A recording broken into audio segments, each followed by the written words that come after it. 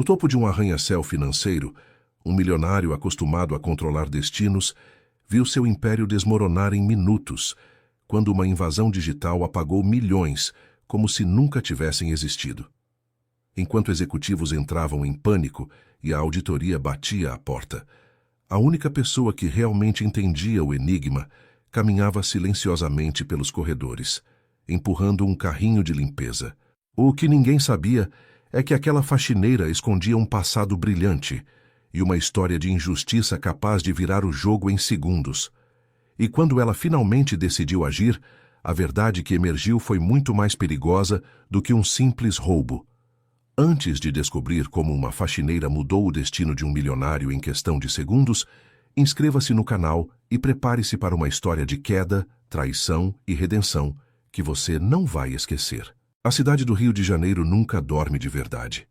Ela apenas muda de turno, e às 11 da noite, quando os executivos trocavam seus ternos por pijamas e os restaurantes do centro financeiro fechavam suas portas com o barulho metálico de grades deslizando, um outro mundo começava a existir nos corredores envidraçados do edifício Aliança Investimentos. Lúcia Ferreira empurrou o carrinho de limpeza até a porta do elevador de serviço com a precisão de quem já fez esse caminho tantas vezes que os próprios pés sabem onde pisar sem que o cérebro precise ordenar.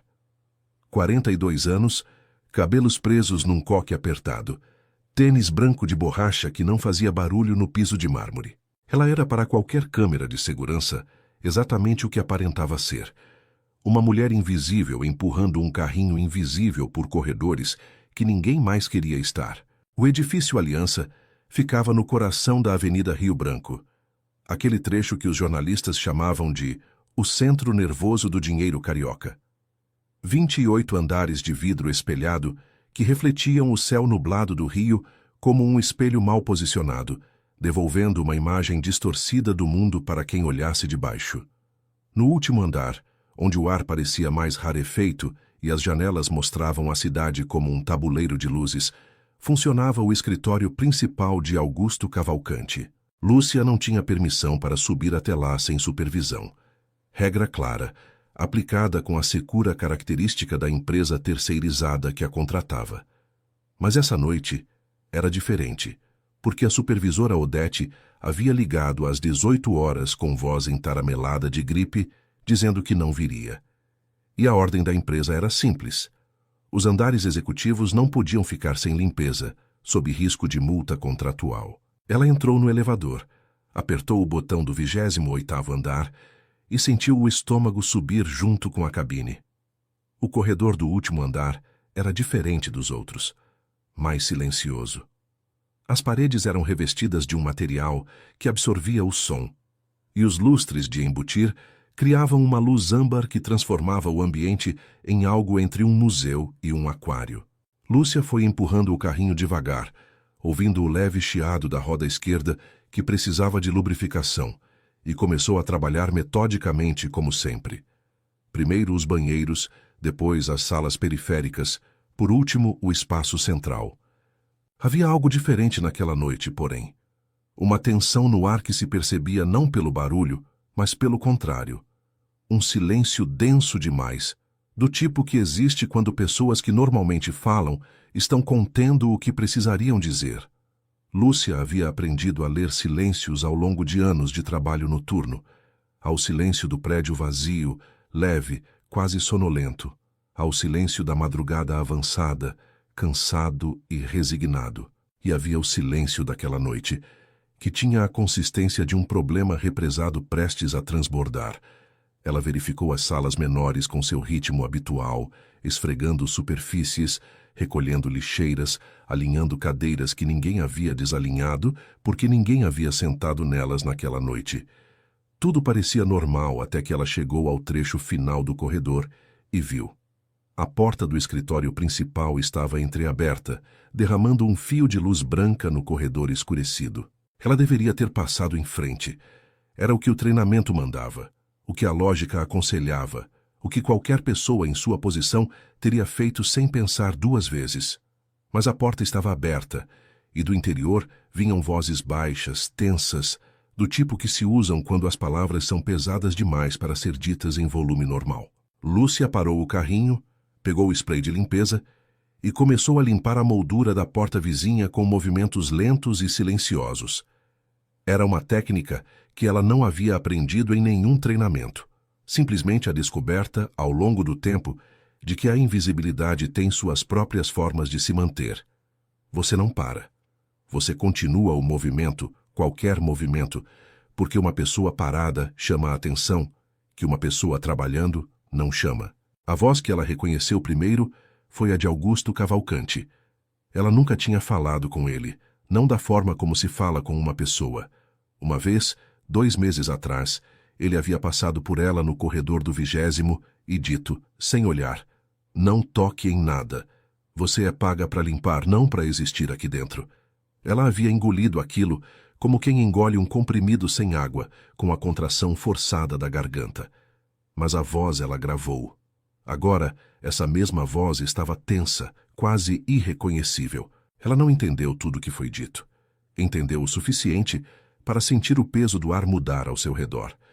Palavras como sistema comprometido, fundos transferidos, auditoria amanhã de manhã, caíam como pedaços de teto num corredor que estava cedendo. Ela ouviu uma mulher dizer, "Não há como recuperar sem o protocolo", e um homem responder, "Não existe especialista que chegue a tempo." Lúcia ficou parada com o pano úmido na mão, porque ela conhecia aquele protocolo. Não como curiosidade, não como quem leu num manual. Ela conhecia porque havia ajudado a construí-lo camada por camada, linha por linha de código, numa época em que ela não usava uniforme azul e não empurrava carrinho. Numa época em que ela tinha nome em artigos técnicos, em que outros pesquisadores pediam sua opinião antes de submeter papers, em que ela dormia mal não por cansaço, mas por excesso de ideias que não cabiam dentro de um horário de expediente. Mas isso era antes de Marcos Silveira. Ela continuou andando devagar, o carrinho chiando suavemente, o coração batendo num ritmo que ela fingia controlar. Ainda não era hora. Ainda não era o momento de entrar por aquela porta. Havia coisas que precisavam ser ouvidas, situações que precisavam ganhar forma antes de ela saber o que fazer com tudo aquilo. Havia também, e ela era honesta consigo mesma sobre isso, uma parte dela que precisava de um instante de equilíbrio antes de tomar uma decisão que mudaria tudo. Lúcia Ferreira passou em frente à porta entreaberta, empurrou o carrinho até o corredor seguinte e começou a limpar o vidro da janela que dava para a cidade lá embaixo, aquele tabuleiro de luzes que Augusto Cavalcanti costumava olhar com a satisfação de quem acha que o mundo está sob seus pés. Ela olhou para baixo também, mas pensou em coisas diferentes. Pensou nas 43 pessoas que trabalhavam nos andares inferiores, gente que ela conhecia pelo nome, pelo turno, pelo jeito de tomar café. Pensou na dona Zuleide da recepção, que trabalhava ali há 11 anos, e guardava fotos dos netos numa gaveta, como se aquela gaveta fosse um pequeno altar particular. Pensou no rapaz do arquivo, o Gabriel, que estava pagando faculdade à noite e que toda semana chegava com olheiras mais fundas e um sorriso mais determinado, o tipo de sorriso que não é fácil e que por isso vale mais. Se a Aliança Investimentos afundasse, não seria só Augusto Cavalcanti que sentiria o impacto. Seria gente que acordava cedo, pegava ônibus lotado, pagava conta no limite e havia colocado o que tinha num fundo porque alguém da empresa tinha dito que era seguro. O pano úmido escorregou levemente na sua mão. Ela o reposicionou com firmeza. Ainda não era a hora, mas a hora estava chegando, com a inevitabilidade silenciosa das coisas que têm um caminho e que só esperam a pessoa certa para encontrá-lo. Augusto Cavalcanti tinha 51 anos, mas naquela noite parecia carregar o dobro desse peso nos ombros. Ele havia construído a Aliança Investimentos com as próprias mãos, ou pelo menos era assim que gostava de contar a história. O garoto de Juiz de Fora que chegou ao Rio de Janeiro com uma bolsa surrada e uma ambição que não cabia no peito. 30 anos depois, o nome Cavalcanti era sinônimo de precisão, de resultado, de uma frieza cirúrgica que transformava dinheiro em mais dinheiro com a eficiência de uma máquina bem calibrada. Mas máquinas falham. Ele estava de pé diante do painel de monitores quando Helena Valente, a diretora financeira, entrou na sala com Ricardo Mendes, o diretor de tecnologia. Os dois tinham a mesma expressão, a de quem acabou de abrir uma porta que não deveria ter sido aberta. Helena carregava um tablet, Ricardo uma pasta fina. Juntos pareciam um tribunal de 2 membros prestes a proferir uma sentença. Me diz que é um erro de sistema, disse Augusto, sem virar para encará-los. Não é, respondeu Helena. A voz estava firme, mas os dedos que seguravam o tablet estavam brancos de tanto apertar. Detectamos a transferência às 21h42. Foram 11 movimentos consecutivos, todos para contas no exterior, cada um abaixo do limite que ativa o alerta automático. Quem fez isso sabia exatamente onde estava o teto. Augusto se virou lentamente. Quanto? 94% dos fundos operacionais. Ela colocou o tablet sobre a mesa de vidro. Os contratos de investimento, as reservas de liquidez, o fundo de garantia dos clientes corporativos, tudo que estava em trânsito ativo. O silêncio que se seguiu tinha textura. Era o tipo de silêncio que não é ausência de som, mas presença de algo que as palavras ainda não conseguem nomear. Raio backup, disse Ricardo com a voz de quem preferia não estar ali. Os servidores de contingência também foram atingidos. Não há log das operações. Do ponto de vista de um auditor externo, pareceria que a própria empresa movimentou os recursos de forma irregular. A auditoria, murmurou Augusto. Chega amanhã de manhã às 8h, confirmou Helena. Estava prevista para a semana seguinte, mas foi antecipada. Recebemos a confirmação hoje à tarde. Augusto ficou olhando para o painel de monitores, onde os números piscavam em vermelho com a constância perturbadora de um coração doente. Ele havia passado 30 anos aprendendo a ler mercados, a prever movimentos, a antecipar crises antes que elas ganhassem nome. Tinha o hábito de chegar às decisões difíceis antes que elas chegassem a ele, de nunca ser o último a entender o que estava acontecendo. Era parte da identidade que havia construído e que outros haviam construído em torno dele. Mas isso era diferente. Isso não era o mercado se comportando de forma imprevisível, ou um concorrente fazendo um movimento inesperado, ou o governo mudando uma regulação. Era alguém que conhecia cada corredor do labirinto que ele havia construído. Alguém que havia entrado, se movido com precisão e saído sem deixar rastro nos lugares onde rastros costumam ser deixados. Quero os melhores especialistas em segurança digital do país nesse escritório em 2 horas. Ricardo abriu a pasta e colocou uma folha sobre a mesa. Já tentamos. Os 3 principais que consultamos disseram a mesma coisa.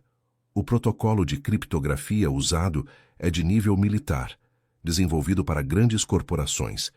Existe um número muito pequeno de pessoas no mundo que conhece aquela arquitetura a fundo. A maioria está fora do país. Ninguém chegaria a tempo. Então, traz de fora. Augusto! A voz de Helena era gentil, mas o que ela disse não era. Não há tempo. Se alguém capaz de reverter isso não aparecer nas próximas horas, quando a auditoria chegar de manhã, não haverá como explicar a ausência dos registros. A empresa estará indefensável. Augusto se afastou da janela e foi até a cadeira atrás da sua mesa. Sentou-se com um movimento que parecia calculado, mas que era, na verdade, o gesto de alguém que precisa de um suporte físico para continuar de pé. Ele olhou para as mãos apoiadas na madeira escura da mesa. As mesmas mãos que havia 40 anos varavam madrugadas estudando, que assinavam contratos que valiam fortunas, que nunca tremiam diante de adversário nenhum. Tremiam agora, não de medo. Tremiam com o peso específico de quem reconhece que está diante de algo para o qual não tem ferramenta. E para Augusto Cavalcanti, que havia passado a vida construindo ferramentas para cada situação possível, essa ausência era a coisa mais desorientadora que podia existir. Do lado de fora da sala, o andar havia ganhado vida involuntariamente. Funcionários que faziam hora extra passavam pela porta de vidro com passos apressados e olhares baixos que tentavam não revelar o quanto já sabiam. No mundo corporativo, as más notícias viajam mais rápido do que qualquer rede de computadores. A linguagem de um prédio em crise é universal. O ritmo dos passos muda, as conversas param no meio quando alguém passa, os celulares saem do bolso com uma frequência diferente da usual. Ricardo saiu para fazer mais ligações. Helena ficou, Sentou-se na cadeira de frente à mesa de Augusto e abriu o tablet de novo, procurando qualquer detalhe que tivesse passado despercebido. O silêncio entre eles era diferente do silêncio anterior. Agora era o silêncio de duas pessoas que entenderam a dimensão do problema e ainda não encontraram a palavra certa para começar a resolvê-lo. Foi nesse momento que Augusto ouviu um som que não deveria estar ali. O chiado discreto de uma roda, pequeno, metálico, rítmico, vindo do corredor. Ele levantou os olhos para a porta entreaberta e viu por um segundo, que durou mais do que deveria, a silhueta de uma mulher de uniforme azul parada diante da janela do corredor, o rosto voltado para a cidade lá embaixo, o pano úmido na mão direita. Ela estava completamente imóvel, não com a imobilidade de quem parou para descansar, mas com a imobilidade de quem está pensando, da forma profunda e silenciosa em que se pensa quando não há ninguém olhando. A faxineira. Ele fechou os olhos, irritado com a própria percepção. Havia problemas reais para resolver. Não havia espaço mental para qualquer outra coisa. Mas quando reabriu os olhos, ela não estava mais lá. E por razão alguma que ele conseguisse articular, a ausência dela pesou mais do que a presença. Lúcia foi até o banheiro de serviço do 28º andar, o único espaço onde ela podia parar sem parecer que estava parada. Fechou a porta, apoiou as mãos na borda da pia e olhou para o próprio reflexo no espelho de inox escovado que distorcia levemente as feições, como se ela fosse uma versão ligeiramente diferente de si mesma. Era uma sensação que ela conhecia bem. Por muito tempo depois do que aconteceu com Marcos Silveira, ela havia olhado para espelhos assim, tentando encontrar a mulher que existia antes de tudo aquilo. A pesquisadora, a especialista, aquela que dormia 4 horas por noite não de exaustão, mas de entusiasmo genuíno pelo que estava construindo. A mulher que havia passado 3 anos desenvolvendo uma arquitetura de segurança digital, que combinava criptografia assimétrica com protocolos de recuperação em camadas, pensada para proteger grandes volumes de dados financeiros contra invasões sofisticadas. O trabalho que ela ajudou a criar havia sido vendido, muito bem vendido, para um consórcio de empresas financeiras que incluía, ela só soube depois, a própria Aliança Investimentos entre os clientes. Mas o nome no contrato não era o dela. Marcos Silveira era 10 anos mais velho, mais alto, com o tipo de sorriso que faz salas inteiras inclinarem na sua direção. Ele havia chegado ao laboratório como consultor externo quando o projeto já estava em fase avançada e em 6 meses havia se tornado o rosto público da pesquisa sem que Lúcia percebesse exatamente como isso havia acontecido. Reuniões que ela não foi chamada, apresentações feitas sem seu nome. Uma narrativa se construindo em paralelo à realidade, com a habilidade suave de quem sabe que as histórias se fixam mais facilmente do que os fatos. E quando ela percebeu e exigiu o reconhecimento que era seu por direito, ele transformou a narrativa, com a habilidade de quem já havia feito isso antes. Ela se tornou difícil, instável emocionalmente, alguém que superestimava sua contribuição. O laboratório a desligou por incompatibilidade com o ambiente de trabalho. Os contratos que ela tinha como consultora autônoma foram cancelados um a um, sem explicação formal, mas com um padrão óbvio demais para quem sabe reconhecer uma pressão coordenada. Ela tentou recorrer, escreveu cartas, procurou advogados, mas provar autoria intelectual quando os registros estão em nome de outra pessoa é como tentar provar que você plantou uma árvore depois que alguém trocou todas as fotos. A árvore existe, o fruto existe. Mas o papel diz outro nome. Sobrou, como ela mesma havia aprendido, a resumir nos momentos em que precisava ser honesta consigo, sobreviver. E sobreviver tinha o endereço de uma empresa terceirizada de serviços de limpeza em Madureira, um uniforme azul que chegou pelo correio junto com um manual de 5 páginas sobre produtos químicos e procedimentos, e turnos noturnos em prédios onde as pessoas a tratavam como parte da arquitetura. Não com maldade necessariamente, às vezes com indiferença, que era quase pior. A invisibilidade não escolhida tem um peso particular. Ela não machuca por ser violenta, machuca por ser consistente.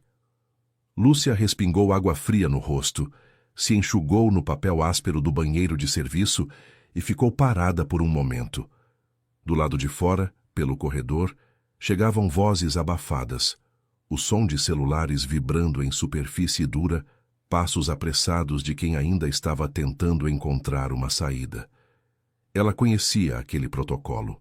Não apenas conhecia, havia ajudado a projetar a camada espelho, o mecanismo de contingência construído para situações exatamente como aquela, uma redundância invisível que armazenava os dados em caminho paralelo, fora do fluxo principal, justamente para os casos em que o sistema central fosse comprometido. Era uma solução elegante, quase contraintuitiva, pensada para que dados críticos nunca desaparecessem de verdade, apenas ficassem escondidos numa estrutura que só quem conhecia a arquitetura original saberia encontrar.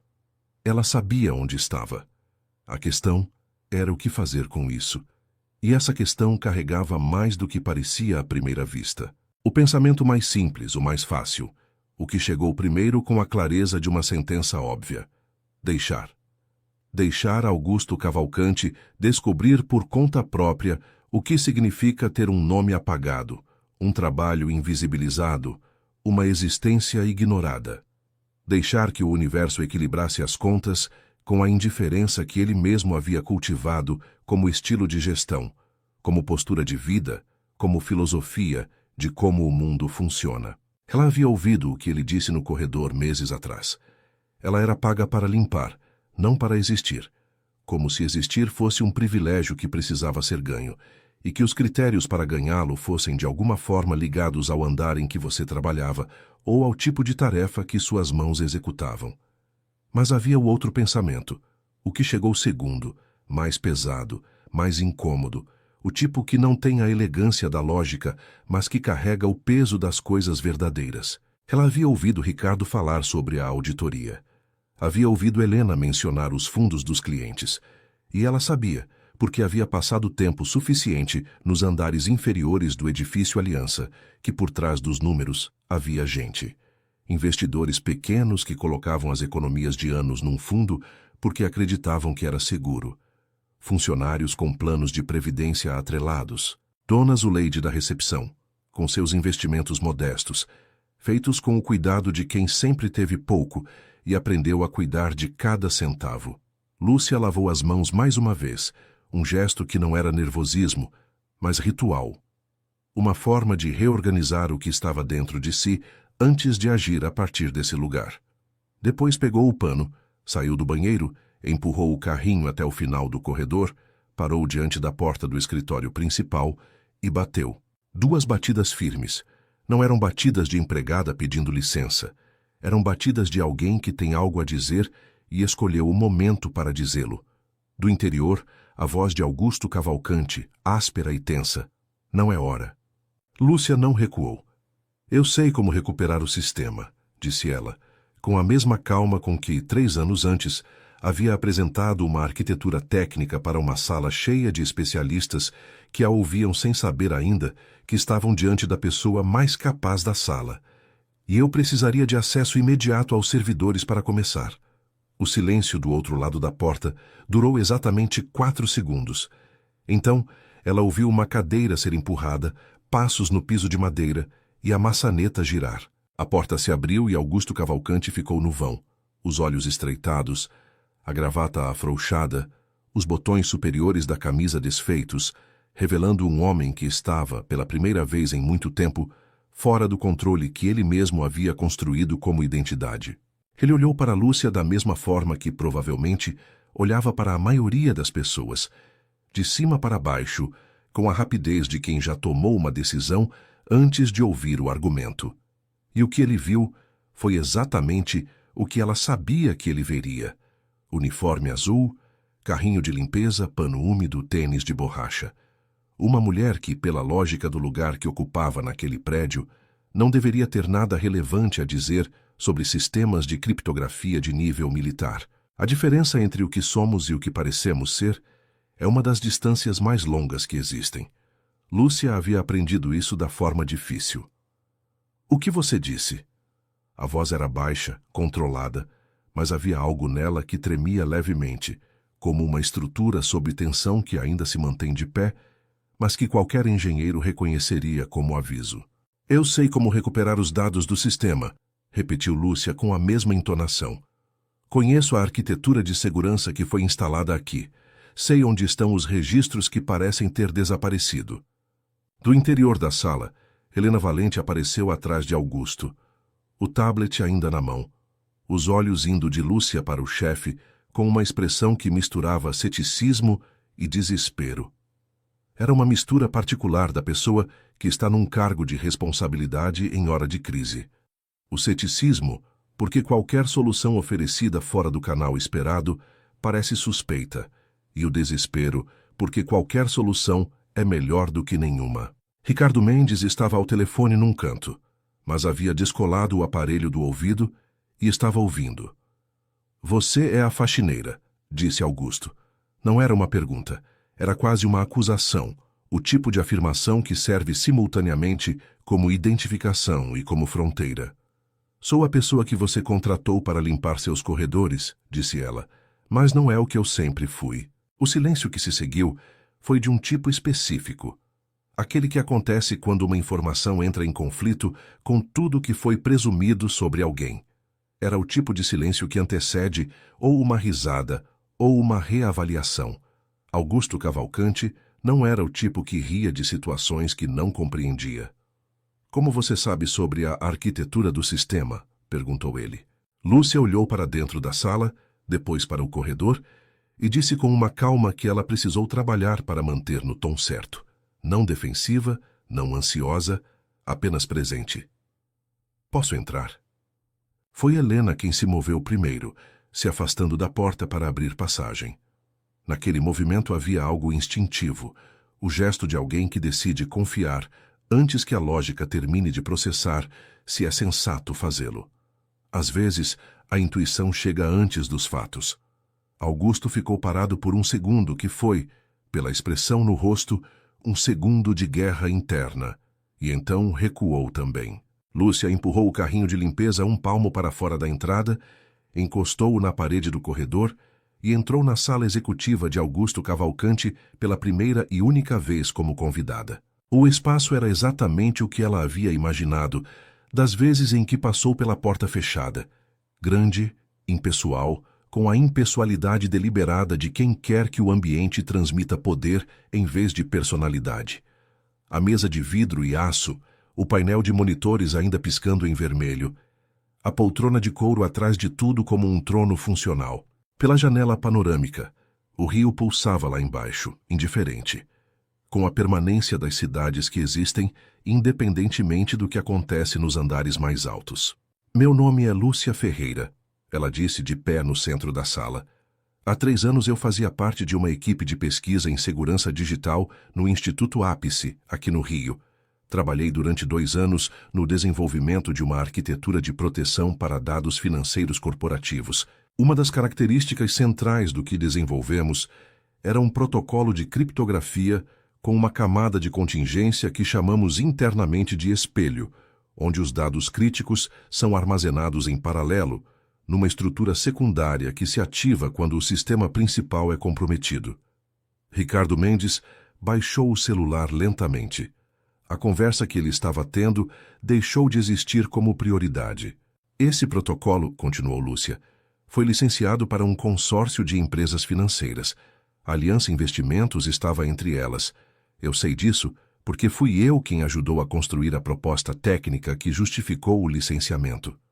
Sei o que foi vendido, como foi apresentado e o que havia por baixo de cada camada do sistema. Augusto cruzou os braços.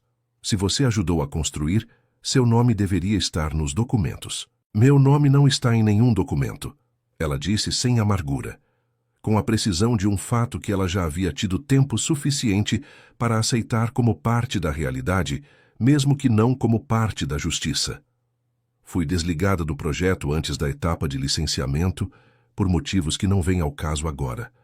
O que vem ao caso é que eu conheço aquele protocolo melhor do que qualquer consultor externo que vocês possam tentar contatar essa noite, porque fui eu quem o construiu de dentro para fora. Helena trocou um olhar rápido com Ricardo. Era o olhar de duas pessoas que estão calibrando juntas se o que estão ouvindo é plausível. Prove, disse Augusto. Lúcia olhou para o painel de monitores. O sistema tem 4 camadas de criptografia. A terceira camada usa uma chave de rotação baseada em padrão temporal, não numa sequência fixa. Se você tentar acessar de forma direta, ela se auto-apaga em resposta ao que interpreta como invasão. A maioria dos especialistas que tentaria resolver isso começaria pela camada externa, o que ativaria um protocolo de destruição de dados em 48 horas. Ela parou. Deixou um segundo de silêncio que tinha a função precisa de uma vírgula numa frase importante. O caminho correto é entrar pela 4ª camada, que parece ser a mais protegida, mas, na verdade, é a porta de serviço que quem construiu deixou deliberadamente acessível para situações de emergência.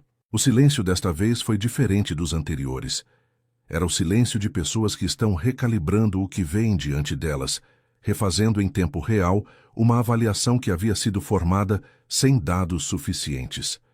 Ricardo Mendes caminhou até a mesa, colocou o celular sobre o vidro com um gesto definitivo e disse com uma voz que havia perdido o tom de executivo seguro e encontrado algo mais honesto. Isso está correto. Augusto olhou para a mulher de uniforme azul de pé no centro do seu escritório, a cidade pulsando às costas dela pela janela, e pela primeira vez naquela noite, a expressão no seu rosto não foi de controle. Foi de algo que levou um momento para ele reconhecer, porque não tinha prática com aquela sensação.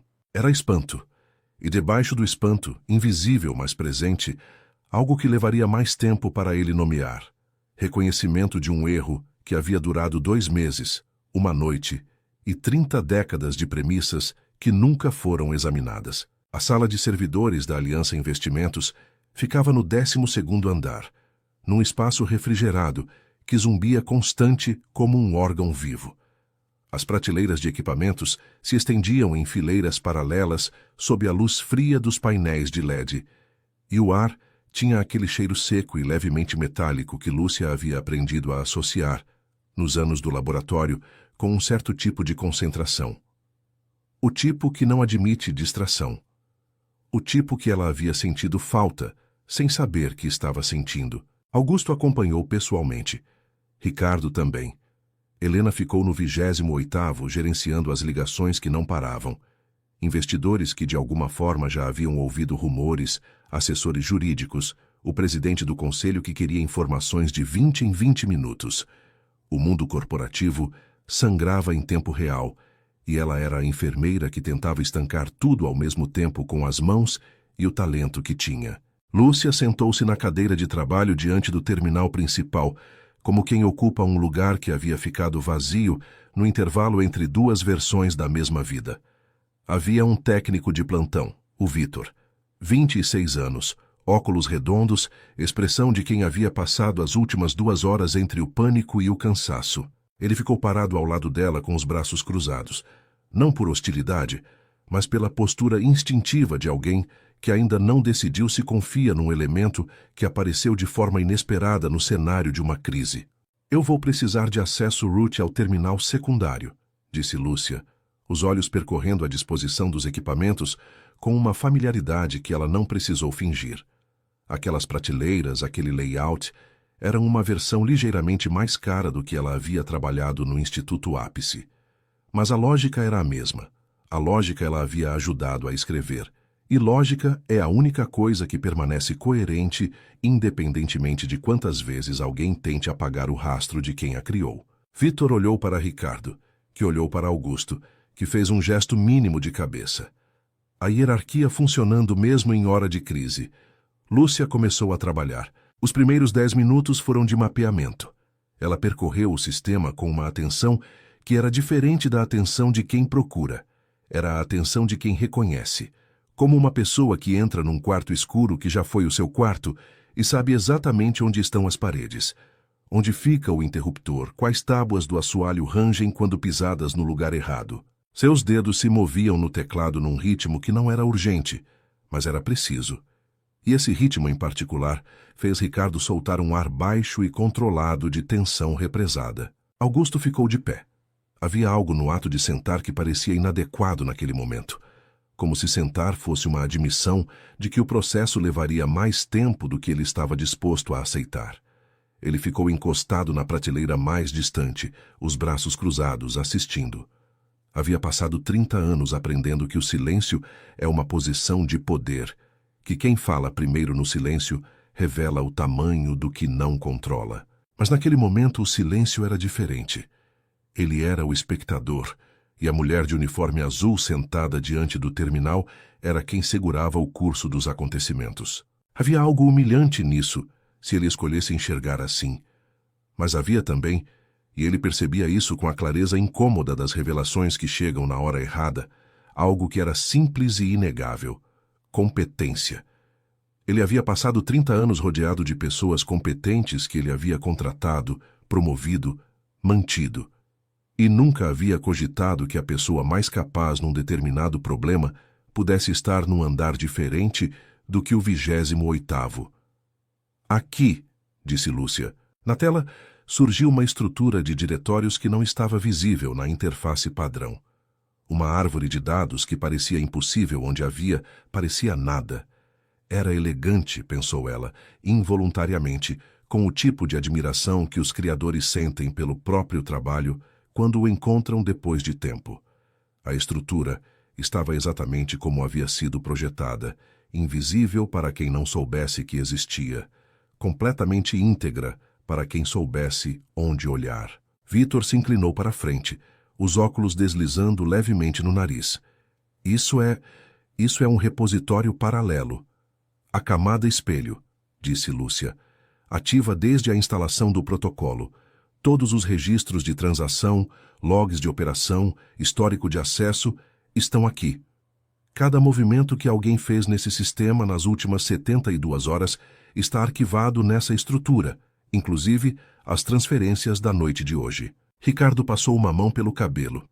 Um gesto que continha mais informação emocional do que qualquer frase que ele poderia ter dito naquele momento. Era o gesto de alguém que entende que o problema que parecia insolúvel acaba de ganhar uma abertura. Isso significa, disse Augusto, com a voz de quem está calculando enquanto fala, construindo a implicação em tempo real, que temos prova de tudo. Temos registro de tudo, corrigiu Lúcia suavemente. A distinção era técnica, mas importante. Prova exigiria interpretação, contextualização, validação. Registro era o ponto de partida para chegar lá, incluindo a origem das transferências. E ali estava. A frase que mudava o peso da situação, que transformava uma noite de crise numa noite de possibilidade. Todos na sala entenderam ao mesmo tempo o que aquilo significava. Se havia registros intactos, havia uma trilha. E se havia uma trilha, havia um caminho de volta até quem havia feito aquilo. Não era apenas sobre recuperar os dados, era sobre descobrir de onde havia vindo o ataque, quem havia ordenado, quem havia executado. Lúcia começou a navegar pelo log de acessos com a mesma calma de antes. Mas havia algo diferente agora. Uma concentração mais afiada, uma atenção que se estreitava em direção a um ponto específico, porque ela havia visto algo que ainda não estava pronto para dizer em voz alta. Uma assinatura digital nos logs que ela reconhecia, não apenas pela lógica técnica de quem analisa padrões, mas por algo mais antigo e mais visceral. Ela havia visto aquela assinatura antes. Não naquele sistema, em outro sistema, num laboratório. Num tempo que ela havia tentado arquivar no mesmo lugar onde se guardam as coisas que doem demais, para ficar no primeiro plano da memória cotidiana. Ela continuou digitando, mas o ritmo dos seus dedos mudou levemente. Vítor percebeu porque era o tipo de pessoa que percebe ritmos. Ricardo não percebeu, porque estava olhando para a tela. Augusto não percebeu, porque estava olhando para ela. E ela sentiu o olhar de Augusto como se sentisse a pressão de uma mão num ombro. Presente, inconfundível, inesperadamente humano. Não o olhar do homem que havia dito que ela era paga para limpar, não para existir. O olhar de alguém que está começando a entender o tamanho do que não havia visto. Ainda não era hora de dizer o que ela havia encontrado. Havia passos a percorrer antes, verificações a fazer, a certeza de ter absoluta segurança antes de abrir aquela porta específica. Porque quando ela abrisse, o que saísse de dentro não seria apenas sobre a Aliança Investimentos. Seria sobre algo que a perseguia há 3 anos e que havia encontrado naquela noite improvável o único lugar e o único momento em que poderia finalmente ser dito em voz alta. Lúcia respirou fundo, de forma quase imperceptível, e continuou a trabalhar. Era 00:40 quando Lúcia pediu uma pausa de 10 minutos. Ninguém discutiu. Vitor foi buscar café. Ricardo saiu para responder mensagens. Augusto ficou, encostado agora na porta de metal frio da sala de servidores, os olhos em Lúcia, enquanto ela ficava parada diante do terminal, as mãos no colo, olhando para a tela, como quem olha para algo que está além do que aparece. A sala de servidores tinha um tipo de silêncio diferente dos demais silêncios do prédio. Era um silêncio preenchido pelo zumbido constante dos equipamentos, uma espécie de respiração mecânica que tornava o espaço simultaneamente frio e vivo. Lúcia havia passado muitas horas em salas assim, nos anos do laboratório, e havia algo no som dos servidores que funcionava nela como uma âncora, trazendo de volta não memórias específicas, mas um estado de espírito, o estado de alguém que está no lugar certo. Você vai me dizer o que encontrou, disse Augusto. Não era uma ordem. Estava mais próximo de uma afirmação cuidadosa, do tipo que deixa espaço para a outra pessoa confirmar ou corrigir. Lúcia girou levemente a cadeira na direção dele. Ainda estou mapeando. Mas você encontrou algo. Ela ficou em silêncio por um momento. Depois disse: o acesso que iniciou as transferências veio de dentro da empresa, de alguém com nível de diretoria. Augusto saiu da posição encostada. O movimento foi pequeno, mas carregado. Helena ou Ricardo? Não necessariamente um dos dois. Existe a possibilidade de uso de credenciais. Ela pausou. Alguém pode ter utilizado o login de um diretor sem que ele ou ela soubesse. Isso é possível? Depende de quem fez e do quanto essa pessoa conhece o sistema. Ela olhou para o terminal. E do quanto essa pessoa foi treinada por alguém que conhece a arquitetura a fundo. Augusto cruzou os braços novamente, mas desta vez havia algo diferente no gesto. Não era postura de poder, era a postura de alguém que está processando e precisou de um suporte físico para pensar. Você está dizendo que quem fez isso recebeu orientação externa. Estou dizendo que as escolhas técnicas feitas nessa invasão não são aleatórias. Cada passo evitou exatamente os pontos de detecção do sistema. Isso não é instinto ou sorte. É conhecimento específico de como esse protocolo funciona. Ela virou a cadeira de volta para o terminal. E esse conhecimento não é público. Vitor voltou com 2 copos de café em copos plásticos. Entregou um para Lúcia e outro para Augusto, que olhou para o copo com a expressão de alguém que está tentando lembrar a última vez que aceitou café num copo plástico. Bebeu mesmo assim, com o tipo de resignação pragmática que às vezes é a forma mais honesta de reconhecer que o mundo mudou ao seu redor. Os 10 minutos terminaram sem que ninguém os anunciasse, e Lúcia voltou ao trabalho com a mesma concentração anterior. O que ela estava procurando agora não estava nos logs de transação. Estava numa camada mais funda do repositório paralelo, num subdiretório que ela havia notado na primeira varredura, mas ainda não havia aberto. Era uma estrutura que não deveria existir naquele formato. Parecia um arquivo temporário, o tipo que sistemas criam automaticamente durante operações rotineiras, mas o timestamp estava errado. O arquivo havia sido criado 3 dias atrás, de forma manual, por alguém que sabia que ele passaria despercebido entre os dados automáticos. Quem não conhecesse a diferença entre um temporário gerado pelo sistema e um temporário criado manualmente, não daria atenção a ele. Lúcia deu. Ela o abriu. Era um log de sessão. Registrava cada comando executado durante uma sessão de acesso remoto, realizada 72 horas antes das transferências. Uma sessão que durou 47 minutos, durante os quais alguém havia mapeado cada camada do sistema, identificado os pontos de acesso, testado credenciais e construído um roteiro detalhado para a operação que viria depois. e o login usado durante aquela sessão pertencia a Ricardo Mendes.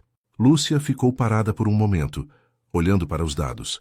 Depois começou a verificar. Era possível que Ricardo soubesse daquela sessão? Era possível que ele próprio a tivesse executado?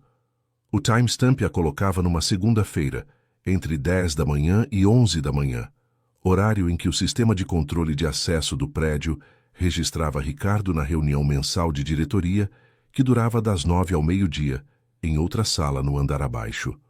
Ele não poderia ter executado aquela sessão. Suas credenciais haviam sido usadas, mas não por ele. A pergunta que ficou pendurada como uma fruta que ainda não decidiu cair era: quem havia conseguido as credenciais de Ricardo? E, mais importante, quem havia ensinado essa pessoa a usá-las naquele sistema específico, com aquela precisão que não era aprendida em cursos, que não estava em manuais, que existia apenas no repertório de quem havia construído algo de dentro para fora? Lúcia salvou uma cópia dos dados que havia encontrado na camada espelho, em formato criptografado, com uma senha que só ela conhecia.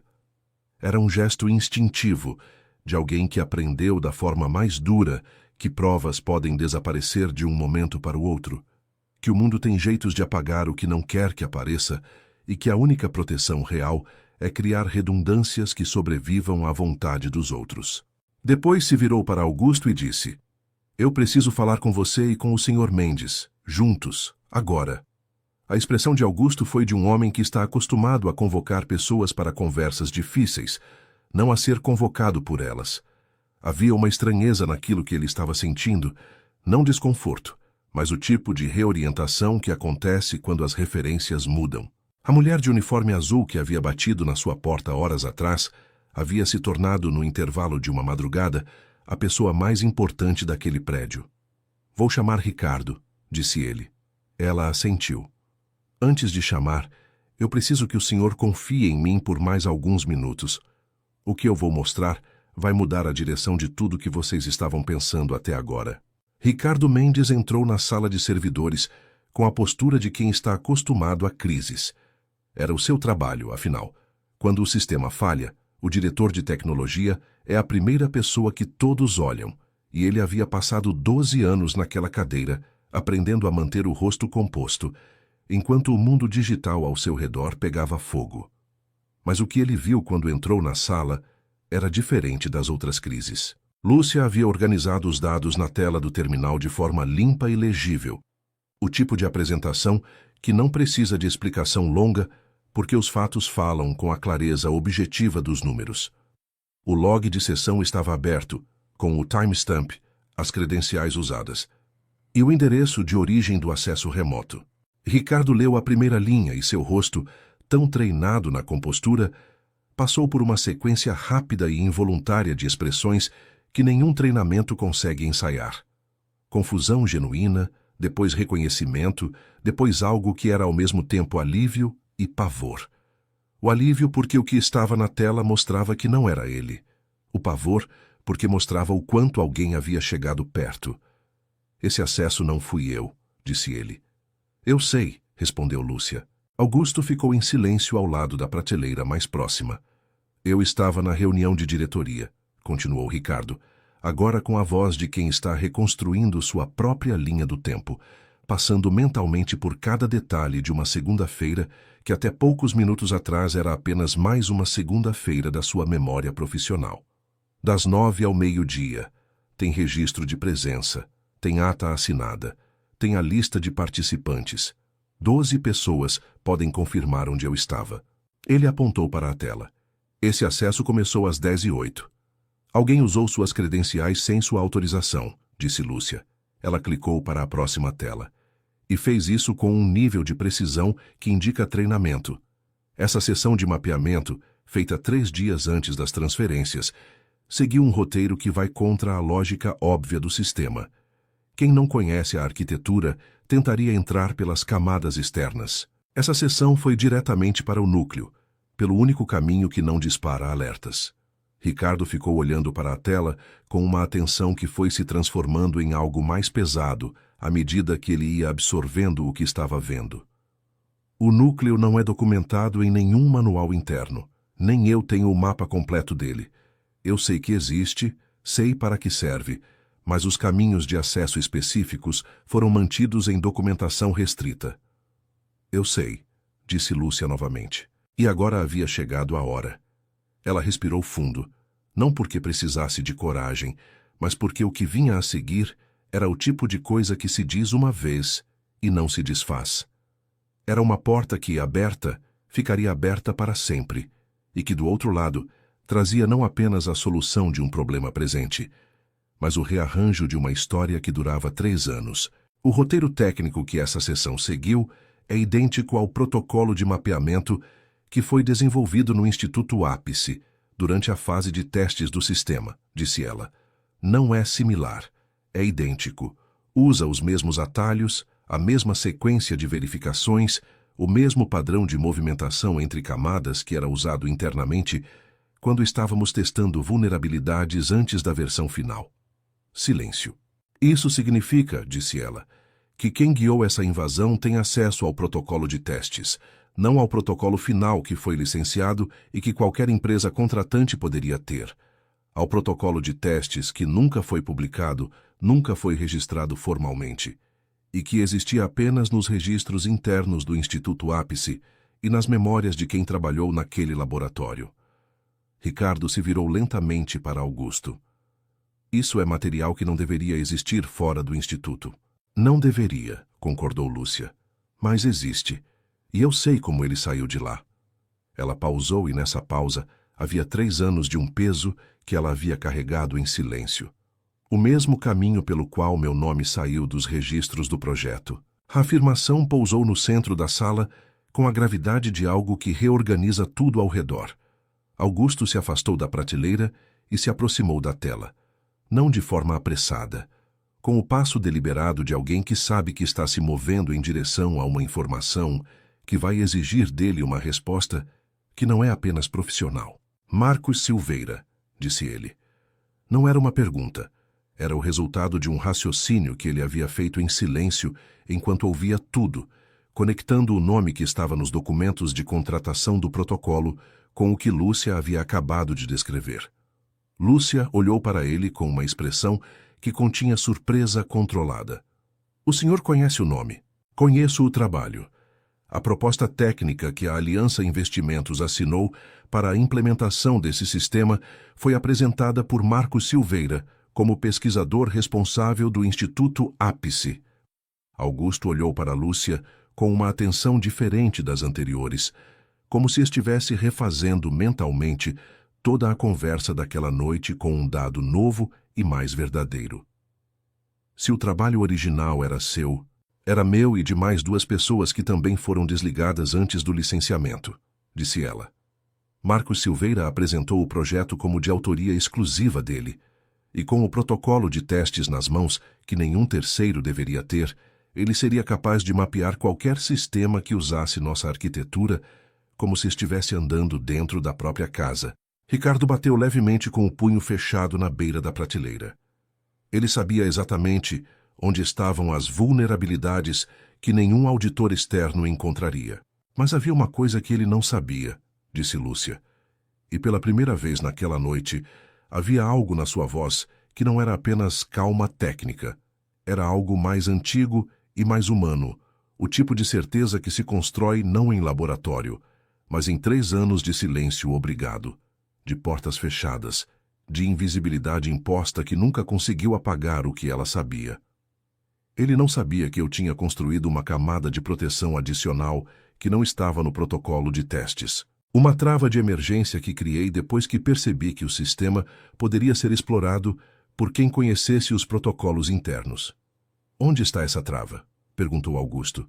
Lúcia olhou para o terminal. Aqui, disse ela.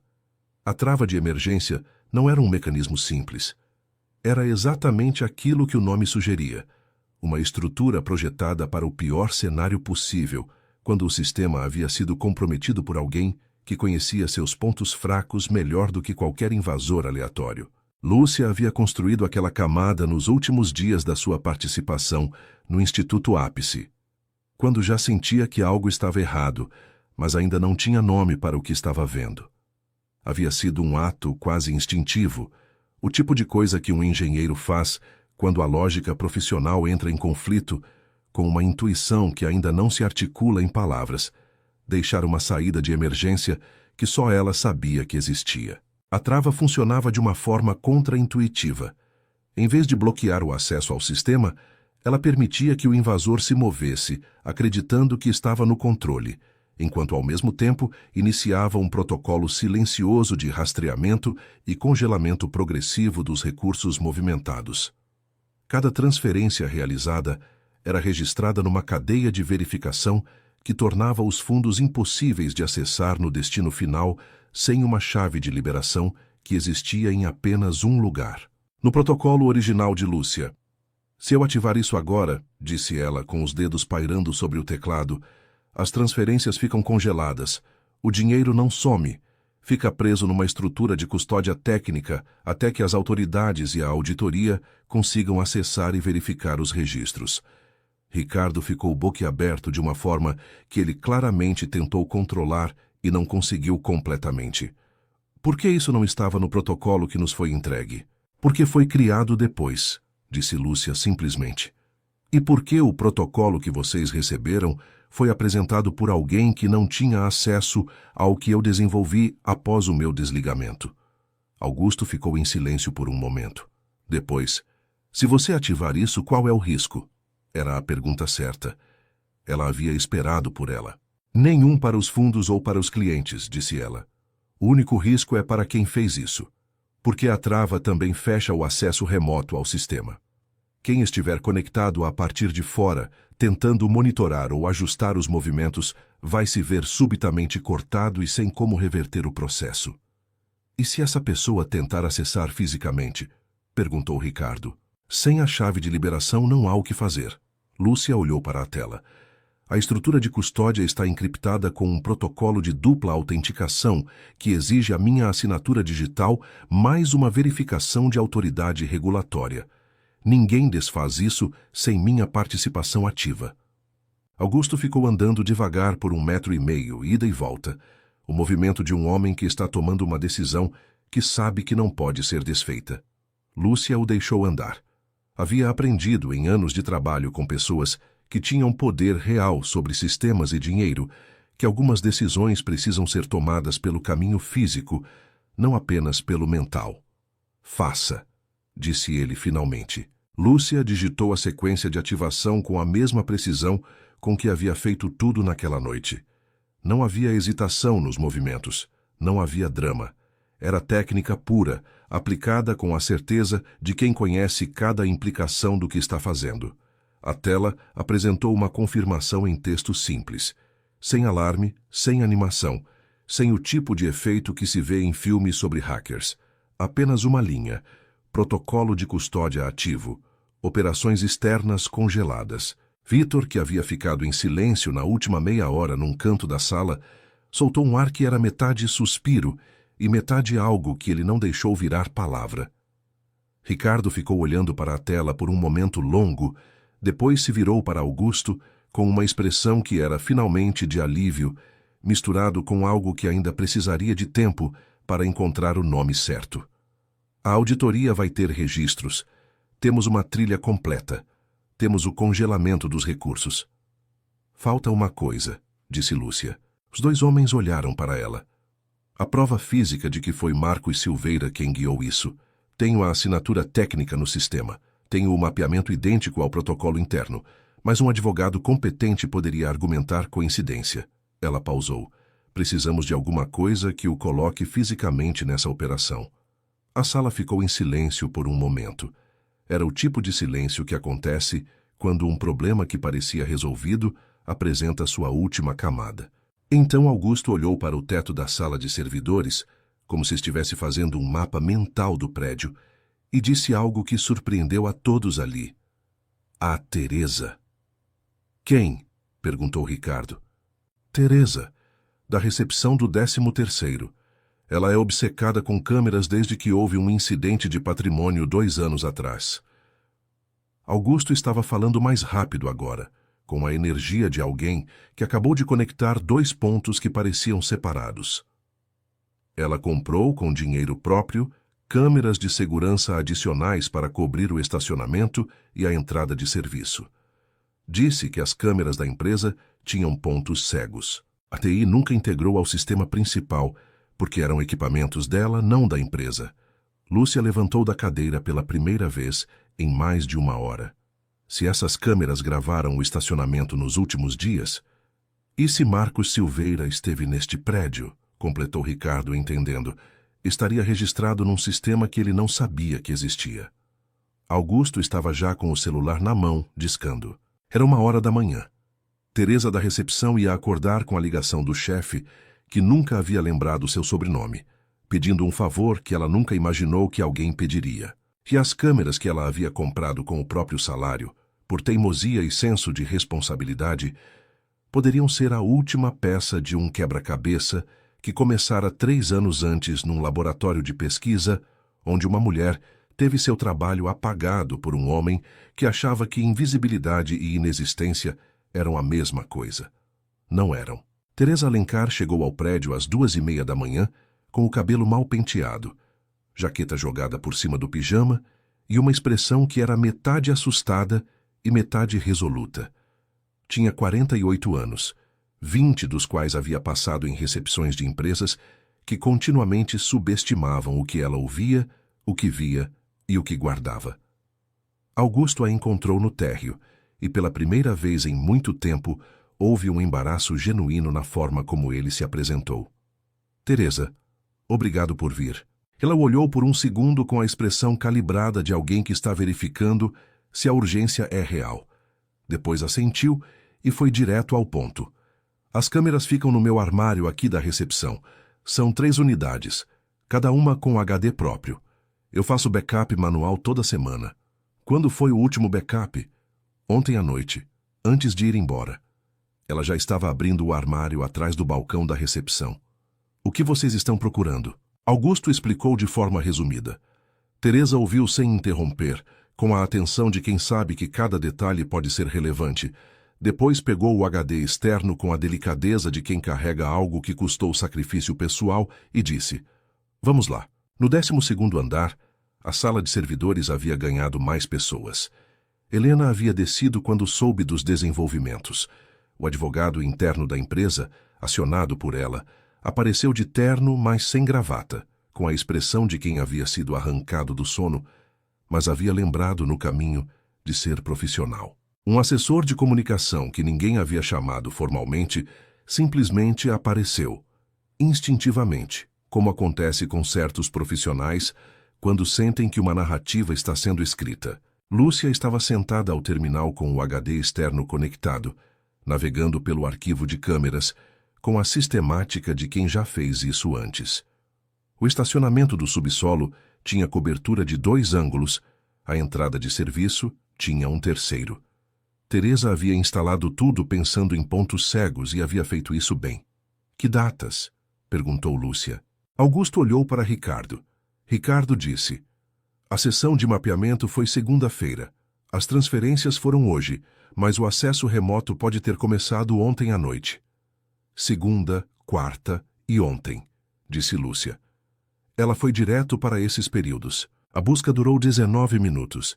17 minutos de silêncio tenso na sala, onde o único som era o do ventilador dos servidores e o ocasional clique do mouse. Depois 2 minutos que foram, para todos ali, uma espécie de reconfiguração do que se esperava encontrar. Porque o que apareceu na tela não foi apenas Marcos Silveira. Era um carro estacionado na vaga mais distante do subsolo, numa área com pouca iluminação que as câmeras da empresa não cobriam. Marcos Silveira saindo do lado do passageiro com uma mochila, e no banco do motorista, claramente visível pela câmera que Teresa havia posicionado num ângulo que capturava exatamente aquela vaga, uma outra pessoa. Ricardo Mendes fez um som involuntário. Não era ele, mas ele reconheceu o rosto. Esse é o Fabiano, disse Ricardo com a voz de alguém que está tentando fazer sentido de algo que não quer fazer. Fabiano Costa. Ele era meu assistente técnico há 1 ano e meio. Foi demitido por performance. Eu mesmo assinei o desligamento. O silêncio que se seguiu tinha um sabor específico. Era o sabor do elo que faltava encontrando seu encaixe. Ele tinha acesso às suas credenciais quando trabalhava aqui? Perguntou Helena. Ricardo ficou em silêncio por um momento que foi visivelmente de revisão mental de memórias. Havia períodos em que ele acessava o sistema com o meu login para executar tarefas de manutenção que exigiam um nível de acesso que ele não tinha. Era uma prática informal que eu sei que não deveria, mas era operacionalmente mais rápido. Ele fechou os olhos por um segundo. Eu nunca mudei a senha depois do desligamento dele. Helena disse, com uma voz que era gentil, mas direta. Ricardo. Eu sei. Ele abriu os olhos. Havia algo ali que era mais do que constrangimento profissional. Era o peso específico de alguém que entende que um descuido seu foi explorado por outra pessoa para prejudicar muita gente. Eu sei. O advogado interno, que havia ficado em silêncio até então, disse: temos imagem, temos log de acesso com timestamp, temos o protocolo técnico como evidência de conhecimento especializado. É suficiente para uma denúncia formal às autoridades regulatórias e à polícia. Ele olhou para Augusto. Mas há uma questão urgente. Se Marcos Silveira está monitorando remotamente e percebeu o congelamento dos fundos, ele pode estar tentando reverter o acesso de outro lugar. Lúcia já estava de volta ao terminal. Não consegue. A trava não tem bypass externo. Ela pausou. Mas se ele for esperto o suficiente para perceber o que aconteceu, vai entender que o acesso foi cortado de dentro e que alguém que conhece a arquitetura está aqui. E se ele tentar acessar fisicamente algum servidor terceiro que tenha cópias dos dados? Perguntou Vitor, que havia permanecido ali por todas essas horas com a tenacidade discreta de alguém que sentiu que era importante ficar. Onde ele teria uma cópia? Perguntou Augusto. Lúcia virou a cadeira lentamente. Num escritório de fachada. O tipo que se monta para ter um endereço físico, servidores próprios, sem vínculo óbvio com nada. Se ele construiu isso com cuidado, está em algum lugar que ninguém associaria a ele. Helena levantou o olhar do tablet que havia ficado checando durante toda a conversa. Marcos Silveira tem uma empresa de consultoria em tecnologia registrada na Barra da Tijuca, aberta há 8 meses, 2 funcionários formalmente registrados, nunca atendem clientes presencialmente. Todos olharam para ela. Eu pesquiso concorrentes, disse ela simplesmente. É parte do trabalho. Lúcia olhou para Augusto, e naquele olhar havia uma pergunta que não precisava de palavras.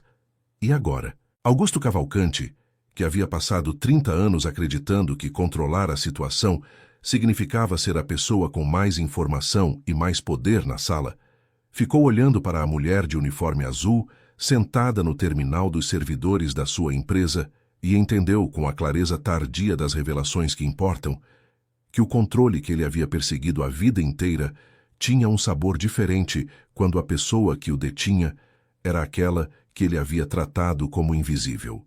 Precisamos de mais uma coisa, disse ele. E depois chamamos as autoridades. Eram 3h20 da manhã, quando Marcos Silveira percebeu que algo estava errado. Ele estava num escritório do 11º andar de um edifício comercial a 6 quilômetros do edifício Aliança, numa sala que para qualquer observador externo era apenas mais um espaço alugado de empresa de consultoria sem nome relevante. 2 monitores, um servidor compacto, uma cafeteira que havia produzido a 5ª xícara daquela madrugada. Fabiano Costa estava sentado ao segundo terminal, monitorando o que deveria ser a fase final de um plano construído ao longo de 8 meses, com uma paciência que Marcos havia sempre considerado sua maior virtude. A mensagem de erro que apareceu na tela às 3h18 não era o tipo que os sistemas apresentam por falha técnica. Era específica demais, direcionada demais. Era uma mensagem que alguém havia construído deliberadamente para ser lida. Protocolo de custódia ativo. Acesso externo encerrado. Marcos ficou olhando para aquela linha por alguns segundos que foram, na realidade, um processo interno acelerado de avaliação. Depois foi direto ao ponto. Alguém ativou a trava de emergência. Fabiano se virou da cadeira. Isso é possível, eu achei que era só teoria. Não era só teoria, disse Marcos com uma voz que havia perdido o controle que normalmente a definia. Alguém conhece a arquitetura interna, alguém que estava lá quando... Ele parou. Uma compreensão estava se formando e ela tinha a forma exata de algo que ele havia acreditado ter eliminado completamente 3 anos atrás. Não. O que foi? Perguntou Fabiano. Marcos estava já de pé pegando o casaco. Precisamos acessar o servidor daqui. Se a trava foi ativada de dentro do sistema da aliança, os dados dos fundos estão presos nessa custódia. Mas se conseguirmos entrar pelo servidor local antes que a cadeia de verificação se complete, ainda dá para reverter. Era uma lógica técnica que fazia sentido do ponto de vista de alguém que acreditava ser o único com conhecimento profundo da arquitetura. O problema, e Marcos ainda não sabia disso, era que a trava de emergência havia sido projetada especificamente para neutralizar essa tentativa. Lúcia havia pensado naquele exato cenário. Um invasor que conhece o sistema o suficiente para tentar reverter via servidor externo. A trava fechava esse caminho junto com todos os outros, deixando visível apenas um gateway de acesso que existia para uma única finalidade: registrar quem tentasse entrar. Marcos Silveira estava prestes a deixar sua assinatura digital numa armadilha construída por alguém que ele havia subestimado profundamente. No escritório de fachada da Barra da Tijuca, ele ficou sentado diante do seu terminal, por 22 minutos, tentando encontrar um caminho. Cada tentativa era registrada, cada rota mapeada, cada credencial testada ficava guardada na camada espelho da aliança, alimentando a trilha de evidências que, àquela hora, o advogado interno da empresa já estava organizando com a atenção meticulosa de quem sabe que amanhã trará uma auditoria e as autoridades precisam de algo indefensável. Marcos não entrou, mas tentou, e cada tentativa deixou uma marca. Às 4h11, Marcos Silveira estava parado no meio do escritório de fachada, o casaco na mão, os olhos em Fabiano, e havia na expressão de ambos o reconhecimento silencioso de que algo havia falhado, de uma forma que não era reversível nessa madrugada. Às 4h400, numa sala de conferência do 28º andar do edifício Aliança, Lúcia Ferreira apresentou ao advogado interno, a Helena Valente, e ao representante da auditoria, que havia chegado mais cedo do que esperado, um dossiê completo de evidências.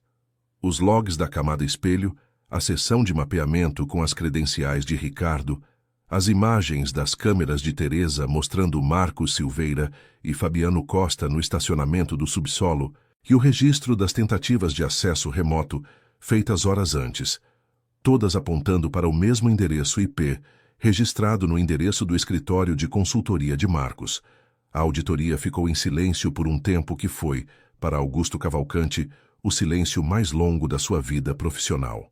Então o auditor-chefe, um homem de 60 anos com óculos bifocais e a face de alguém que havia visto muita coisa em muitos anos de trabalho, fechou o notebook, olhou para Lúcia e disse: "Quem fez esse protocolo de custódia?" "Eu", disse ela. "E a camada espelho?" "Também."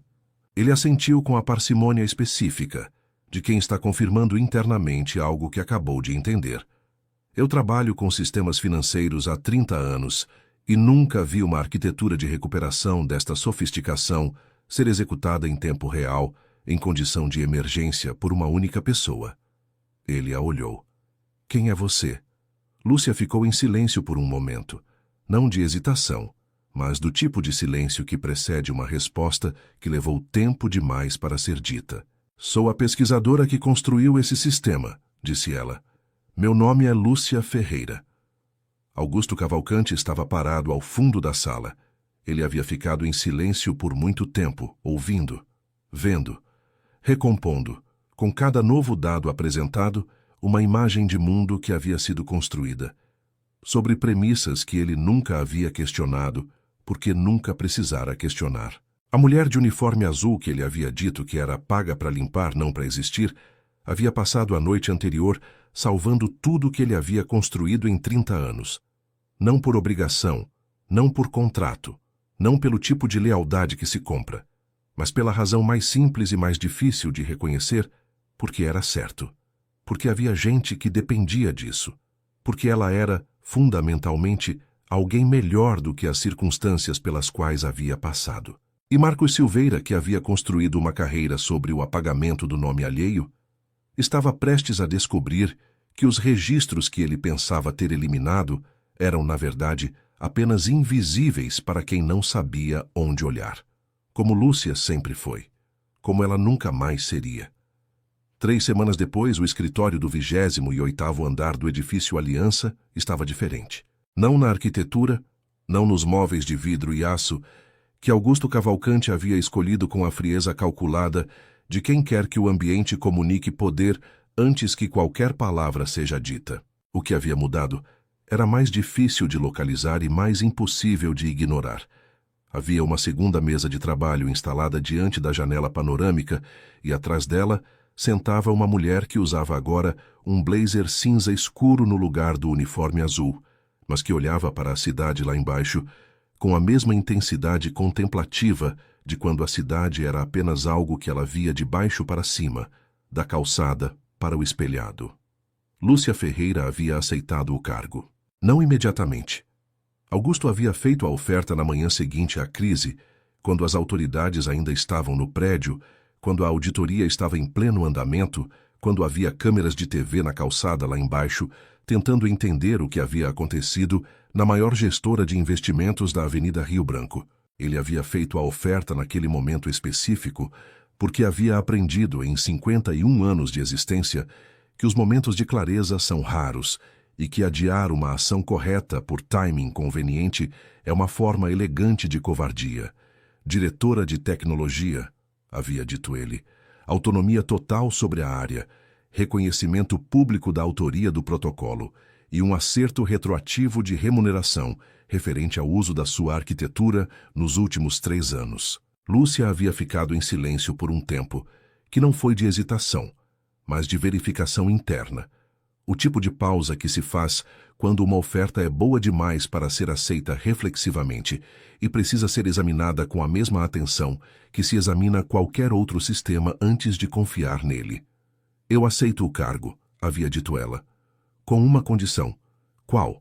Que o protocolo seja registrado no meu nome, nos documentos da empresa, nos contratos de licenciamento, nos arquivos regulatórios, não como co-desenvolvedora, não como colaboradora, como autora principal. Augusto havia ficado em silêncio por um segundo apenas. Feito.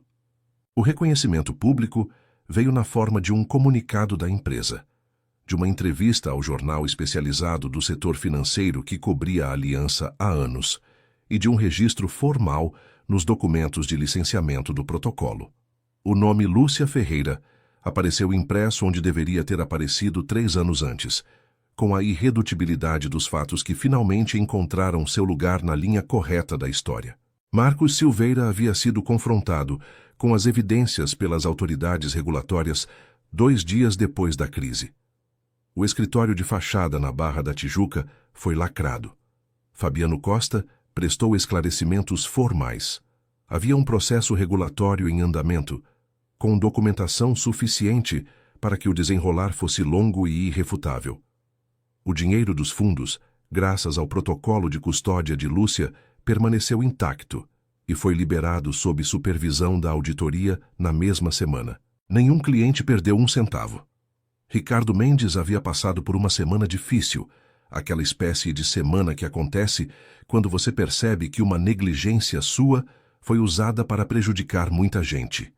Mas havia saído dela com algo que nem toda pessoa consegue tirar de uma experiência assim: a clareza sobre o que precisa mudar. A prática informal de compartilhamento de credenciais havia sido eliminada, os protocolos de segurança revisados, e Lúcia havia passado seus primeiros dias no novo cargo fazendo exatamente isso, auditando cada camada do sistema com a atenção de quem vai morar numa casa que ela mesma construiu, mas que nunca havia habitado.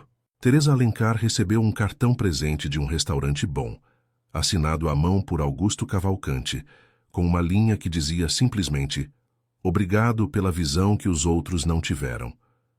Ela havia guardado o cartão na mesma gaveta onde ficavam as fotos dos netos. Vitor, o técnico de plantão que havia ficado acordado por toda a madrugada, com a teimosia discreta de quem sente que é importante estar presente, foi promovido à equipe técnica sênior sob a gestão de Lúcia.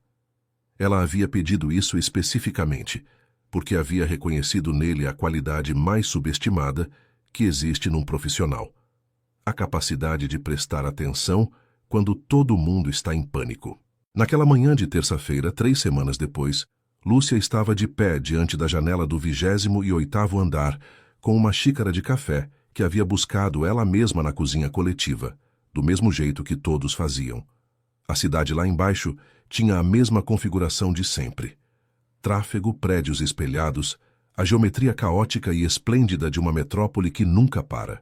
Augusto entrou no escritório. Passou pela mesa dele e depois parou. Era um hábito novo nele parar. Ele havia percebido nessas 3 semanas que havia passado muito tempo em movimento, sempre em direção ao próximo objetivo, e que esse movimento constante havia sido, entre outras coisas, uma forma de não ver o que estava exatamente ao lado. "Como está o relatório para o conselho?" perguntou ele. "Pronto", disse Lúcia, sem se virar da janela. "Está na sua caixa de entrada desde as 6 da manhã. Augusto ficou em silêncio por um momento. "Você sabe que eu devia um pedido de desculpas desde antes de tudo isso." Lúcia se virou. O rosto não estava carregado de nada que fosse peso ou ressentimento. Era a expressão de alguém que processou o que precisava ser processado e havia chegado a um lugar do outro lado. "O senhor me disse uma vez que eu era paga para limpar, não para existir." "Eu sei. Eu existi mesmo assim." Ela disse isso sem provocação, sem triunfo, com a simpleza serena de uma afirmação que é verdadeira independentemente de quem concorda. "Isso é o suficiente para mim." Augusto assentiu. Era uma resposta que ele não havia esperado, e que por isso chegou com mais força do que qualquer coisa que ele poderia ter antecipado. Depois se virou para a própria mesa, abriu o computador e foi até a caixa de entrada. O relatório estava lá, às 6 da manhã, como ela havia dito. Bem estruturado, completo, com uma seção final de recomendações que era ao mesmo tempo técnica e humana, da forma que os melhores documentos são. Do lado de fora da janela, o Rio de Janeiro continuava sendo o Rio de Janeiro, mas o 28º andar do edifício Aliança havia mudado de peso, e o nome certo, finalmente, estava no lugar certo. Queridos ouvintes, a história de Lúcia Ferreira nos lembra que o invisível nunca é inexistente, que o silêncio imposto não é o mesmo que o silêncio escolhido, e que existe, em cada um de nós, uma camada espelho, um reservatório de tudo que somos e que o mundo não pôde apagar, esperando o momento certo para ser revelado. Se essa jornada tocou algo em você, deixe nos comentários o que sentiu ao ouvir essa história. Sua voz importa aqui. Inscreva-se no canal e ative o sininho para não perder nenhuma das nossas próximas narrativas, cada uma delas construída com o mesmo cuidado e a mesma crença. Histórias têm o poder de nos devolver a nós mesmos. Deixe seu like se Lúcia merece o reconhecimento que sempre lhe pertenceu. Até a próxima história. Fim da história.